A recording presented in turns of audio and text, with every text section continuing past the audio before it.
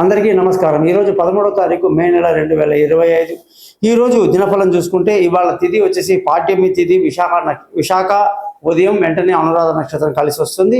అలాగే ఈ రోజు మేషరాశి వాళ్ళందరూ ఏ పని చేసినా 1-2 సార్లు ఆలోచించి చేయాలి. తొందరపాటు పనికిరాదు.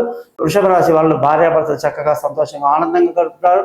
మిథున రాశి వాళ్ళందరికీ కూడా ఆరోగ్యం పట్ల జాగ్రత్త వహించాలి. ధన నష్టం ఎక్కువగా కనిపిస్తుంది. కర్కాటక రాశి వాళ్ళు తెలివైన నిర్ణయాలతో సంతోషంగా ఆనందంగా పిల్లలతో గడుపుతారు.